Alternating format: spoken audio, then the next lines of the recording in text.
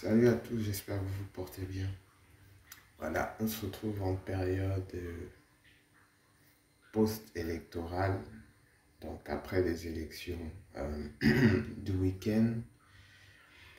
On se retrouve tout simplement dans une situation où, euh, qu'est-ce que vous voulez que je vous dise? On a coupé Internet depuis samedi soir, on a instauré un couvre-feu et bon. Je suppose que les gens également sont sceptiques quant à l'idée de reprendre le travail ce lundi. Donc, voilà, on va dire l'économie tourne probablement au ralenti. Pas de réseaux sociaux, évidemment. Dommage.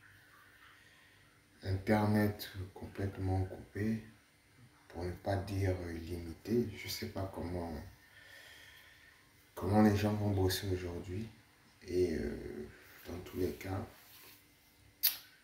les entreprises et les PME vont tourner sûrement au ralenti. Je trouverai le temps tout à l'heure de faire un tour du côté du centre-ville, mais bon, pour le moment, il y a rien d'intéressant.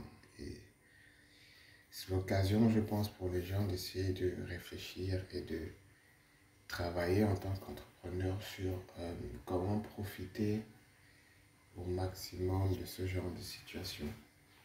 Parce que je vais toujours dans la logique où d'autres voient le déluge, la catastrophe. Un véritable entrepreneur doit, lui, de son côté, voir et saisir les opportunités. Donc, l'idéal, ce serait, quelles sont les opportunités à dégager de ce genre de situation? La première opportunité, c'est que il faut être prêt. À mon sens, dès que l'activité va reprendre, les gens auront ce besoin de sortir de leur habitation, de dépenser, de solliciter des services, d'essayer de rattraper le retard. Donc, ce qui est évident, les épiceries vont épuiser leur stock. Du côté financier, tout le monde va à un certain moment essayer de courir vers les banques puisqu'ils vont chercher à récupérer de l'argent pour se réapprovisionner.